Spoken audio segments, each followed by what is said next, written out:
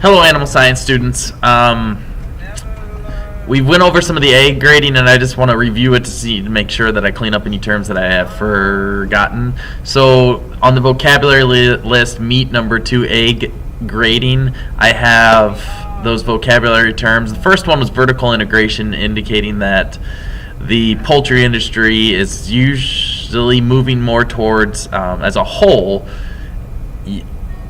one company, one family, however that however the corporation is set up or the business is set up, it's owned from chick to egg, basically. So they own everything within it, and so that's called vertically integrated. And this allows them to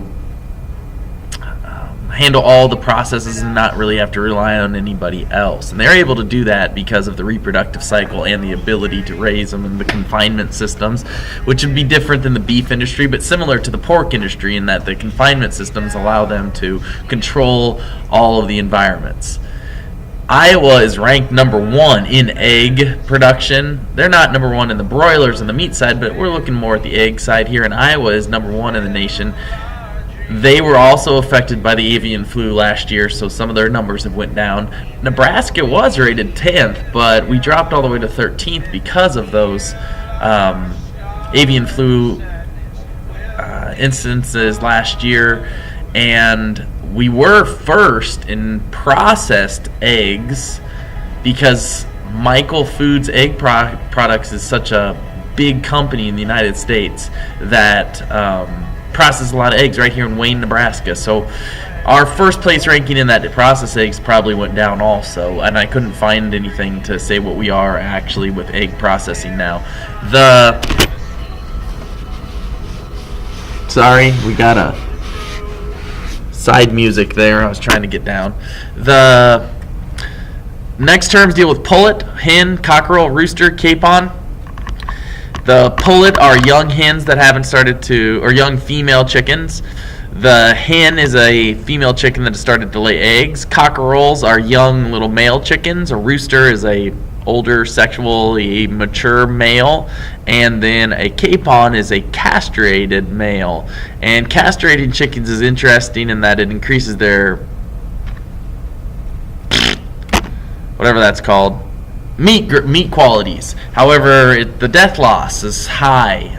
The testicles are located inside the body, so when we castrate them, it's a little higher of a death loss, and so we don't keep them very long. They're only around for 6 weeks, so get them in, get them out. And so it's not a very big industry standard. It's more of a niche market to do any caponizing of your male chickens. Back to the eggs. 270 eggs average. Of course, there's better averages in some of our businesses, but 270 eggs is about what you get as an industry standard. It takes about 24 to 26 hours to lay an egg. There's 16 hours of light needed for those chickens to be stimulated to lay eggs. If we don't have the stimulation, and that's pretty obvious item in that when the daylight hours would have went down in these northern climates and in China where chickens were domesticated, it would have got cooler, and you wouldn't have wanted the chicken in the wild wouldn't have wanted to lay eggs because then it would be too cold for the little chicks, so they stopped laying. We have bred this out of them, specifically in the breed down at the bottom called Leghorn. Leghorn are the white chickens, and they are the basis breed of a lot of our layers, and that Leghorn is a chicken that will definitely lay that 270 eggs a year and will be stimulated more with that light, and they are the staple of the breeds of chickens. With those Leghorns, they start laying at 20 weeks. If you go down there, another chicken, the two chickens that lay eggs are kind of a dual purpose, are Rhode Island Reds and New Hampshires. We have those because they'll lay brown eggs because they have those red earlobes. They won't come mature around 20 weeks. They'll be more mature around that 30 weeks of age. The chickens, either all of these breeds, will last for about 2 years, and then they molt, and we get rid of them. They when they molt, it means they lose all their feathers, and they basically, like we talked about with the dairy, they need this dry time, but producers don't wait around for them. They don't need them anymore, and their production starts to go down. They get rid of them. And usually those are what you would find in your Campbell's chicken, or they even compost them. The next item would be down there with the white and the red earlobes. White earlobes indicate white eggs. Red earlobes indicate our brown eggs. The albumin is the white of the egg, and as the egg ages, the albumin spreads more out and loses its rigidity. Its protein bonds together that break, and so it's a creamier one, not creamier, sorry, a looser albumin. The yolk is the center, where the germ cell or the actual embryo would be attached into at first, and that yolk will lose its proteins also as it ages, and then it will start to slimmer down into, and then the air cell is another part of the egg, and as the chicken egg becomes older, the egg cell gets larger.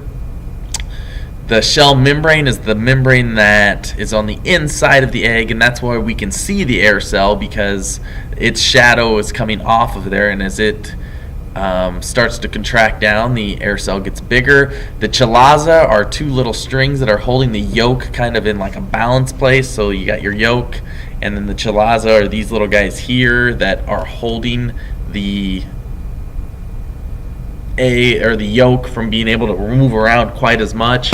The next thing would be getting into candling. That's what we did in the back room there, trying to figure out on the grading. Blood spots or meat spots are the spots of the reproductive tract has gotten caught, or has shaved off a little bit of the reproductive tract, and it got caught inside of the cell or shell membrane, and then it's in there. It's edible, but it is definitely not what consumers want. And that's the big graph that you have there.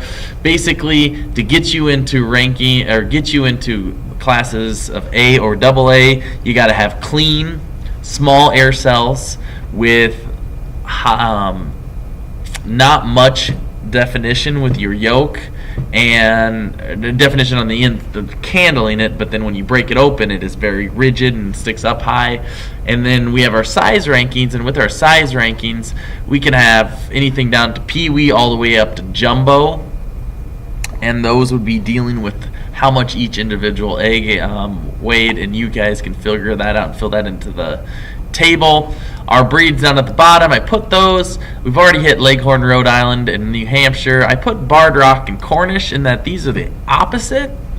Barred Rock are a bigger breed, but they're more of a strictly dual purpose. They won't really be our layers, and they're the black and white chickens. They're called barred because there's a white bar, a black bar, and Cornish is our meat birds. And with our meat birds, they don't lay the eggs that our Leghorns, Rhode Island Reds, and New Hampshire's raise. And then the Barred Rock is what we raised in Animal Science 1.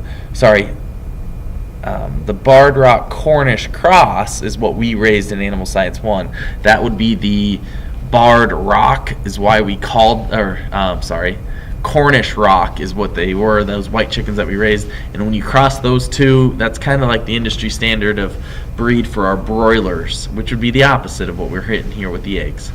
This was a quick one. I hope you pause it and go back, or go to Google and type in information, or ask questions on Friday.